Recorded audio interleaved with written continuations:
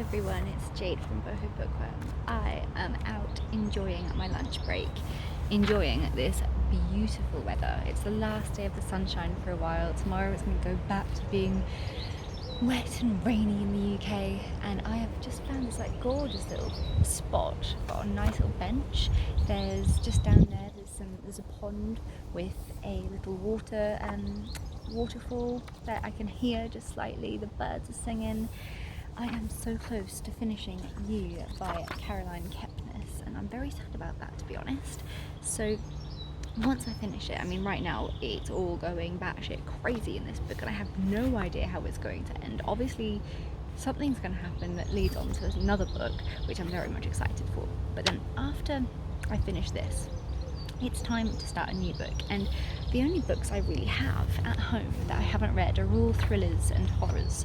So that's not really what I'm in the mood for. I'm just feeling very, very light and cheerful lately, which is, I don't normally read books like that. If I do, I don't tend to really enjoy them. But I am craving a good, romantic, feel-good novel. So I was going to go book shopping today. However, the weather was just too nice to spend time inside. So I'm doing this today, finishing up this book, and then maybe tomorrow in my lunch break we'll go book shopping together. How does that sound? This is more like proper British shitty weather. Got my umbrella just in case. And now we're on the way to the shops to go book shopping.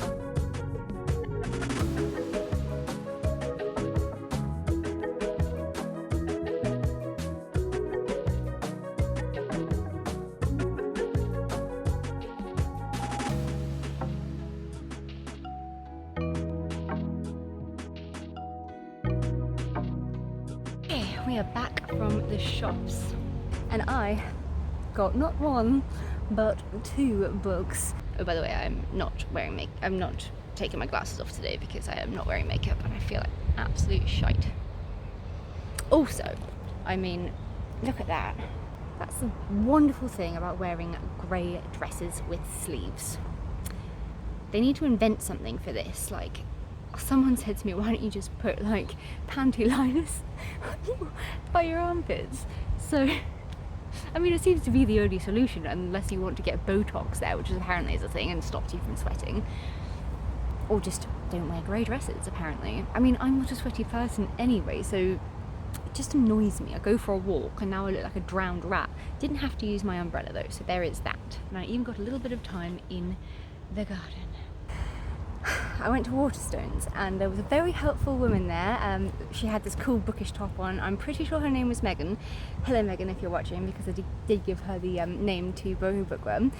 And she came up to me in the shop when I was perusing the shelves and she asked, am I looking for anything particular? And I was like, well, you know what, I'm normally a thriller reader, but I've decided I really want to try something a little bit different this time around. So she recommended me a book by Beth O'Leary called The Switch, which is apparently about a woman and her grandma who switch roles in London and Yorkshire or something, and basically the granny starts living it up in London, and the other one, the younger one, has to kind of go into a bit more of a chilled out mellow lifestyle.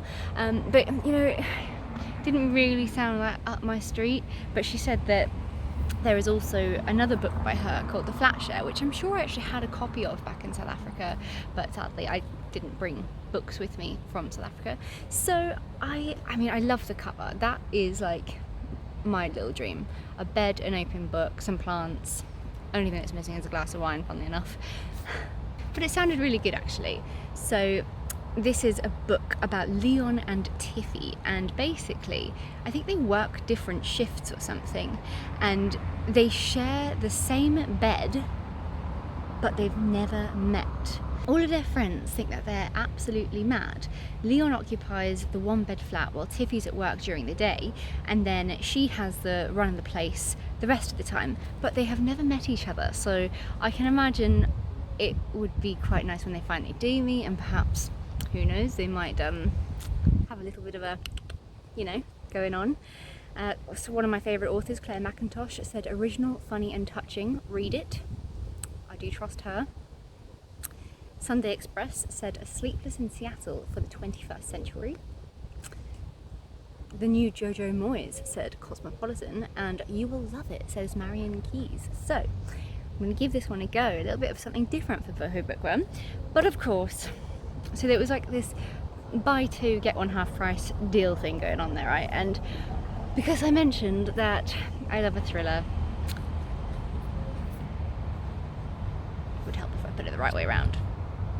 Leave the World Behind by Rumaan, and I actually saw this book downstairs, but the cover kind of reminded me a bit of like The Pines, and there was another book that did rounds on YouTube, but I hadn't heard the best things about it, so I kind of just glanced at this book and didn't really give it that much of a go. However, after she told me about it, this Megan gal, who is very cool, I was like, sold. So this is about like a family who are staying in this guest house, this like remote holiday home, but then this older couple arrive claiming that they actually own the place, and there's this massive power outage that swept through the city, and they are now basically saying, well, we've got nowhere else to go, you need to let us in, and they don't really know what to do because they've got no phones, no signal, no internet, no power, nothing. So do they trust these people, or, you know, do they let them in and believe them? That's kind of petrifying in itself. But then Megan was like, oh, you know, there is a bit of like a dystopian kind of twist to it, which is not normally my thing. However, it does sound really good. The Sunday Times said resonant and terrifying. It's utterly gripping. The book of an era. A page turner taking in themes of isolation, race and class. Kylie Reid, the author of Such a Fun Age, a book I haven't read, said easily the best thing I have read all year, so that's saying something. I have not been this profoundly unnerved since Ishiguro's Never Let Me Go. And the Mail on Sunday said it will keep you awake even after it ends. So, 2 new books. I am very excited to start them. Obviously, I am very drawn to this one. However, I am craving a little something different because I have read a lot of thrillers and scary books and true crime this year, so I'm just like, I'm craving that something else. So, The Flat Share. I think I might do a little bit of a reading blog of it, see how we get on. It might be quite funny to watch me devour a rom-com kind of book, but considering I'm currently writing one, who knows, it might be a really good thing. Inspire me to finally get out of my writer's block. Let me know what is the last book you bought, whether it be physical copy or on audio. I look forward to chatting to you in the comments down below. Hello Megan again if you're watching. I hope to see you again sometime. Have a great day everyone, and I'll talk to you soon. Bye!